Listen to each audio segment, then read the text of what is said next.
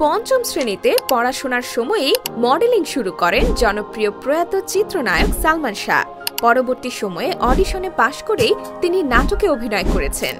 এই প্রসঙ্গে সালমান শাহর দুর্লভ একটি ভিডিও প্রকাশ পেয়েছে। কৃতাঞ্জলির ফেসবুক পেজ থেকে প্রকাশিত ভিডিওতে সালমান বলেন, আমিরের কিয়ামত সে কিয়ামত তাক সিনেমা দেখে যা কল্পনা করেছিলেন পরে তাই হয়েছিল। নাটকে তখন প্রায় দেখা গেলেও সিনেমায় অভিনয় করার কোনো ইচ্ছাই ছিল না। হঠাৎ করেই তার সিনেমায় আসা। সিনেমার নাম ছিল কিয়ামত থেকে কিয়ামত। কিন্তু এই সিনেমায় কিভাবে অভিনয় শুরু হলো সেটা সালমানের ভক্তদের অনেকেরই অজানা।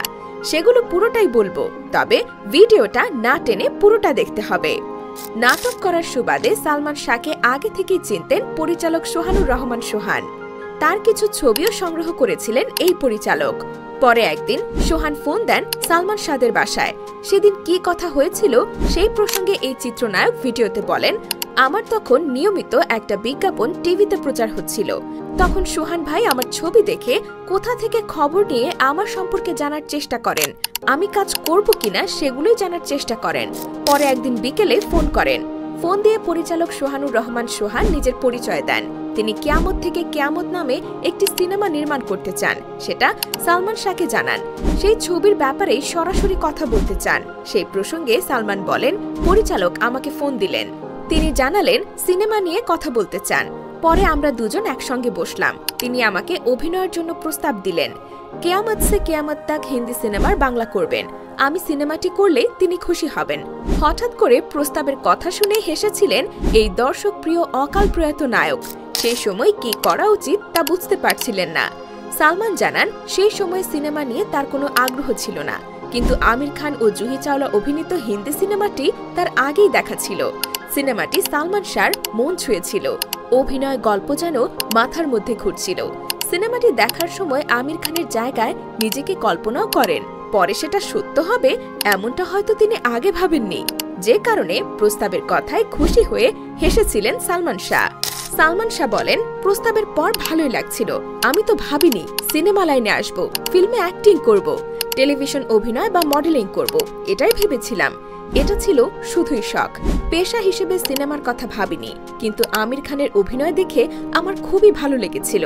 মনে হয়েছিল এমন চরিত্র যদি করতে পারতাম, বা এমন কোনো গল্প আমাকে কেউ দিত, অথবা এই ছবিটাও বাংলাদেশে যদি হতো, আমি যদি সেটাতে অভিনয় করতে পারতাম তাহলে খুব খুশি হতাম, অভিনয় করে আনন্দ পেতাম। মনের সেই কল্পনার কথা মনেই ছিল। আমির খানের জায়গায় নিজেকে কল্পনা করার স্বপ্নটা যে এভাবে পূরণ হবে সেটা কখনোই ভাবেননি এই নায়ক। এটা যেন তার কাছে দৈব ঘটনা। হেসে এই নায়ক বলেন, সেই স্বপ্ন যখন সোহান ভাইয়ের মুখ থেকে শুনি এবং স্বপ্নটা সফল হতে যাচ্ছে দেখে একদিক দিয়ে প্রস্তাব শুনে আনন্দও লাগছিল, আবার সিদ্ধান্ত কি নেব সেটাও ভাবছিলাম।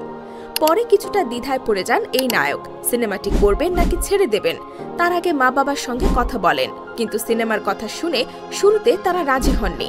পরে সালমান শাহর উৎসাহ দেখে আর ছেলেকে না করতে পারেননি। তারপরের গল্প যেন ইতিহাস হয়ে রবে ঢালিউড সিনেমায়। 1993 সালে মুক্তির পর তিনি ভক্তদের কাছে হয়ে ওঠেন প্রিয় নায়ক, হয়ে ওঠেন নায়কদের নায়ক।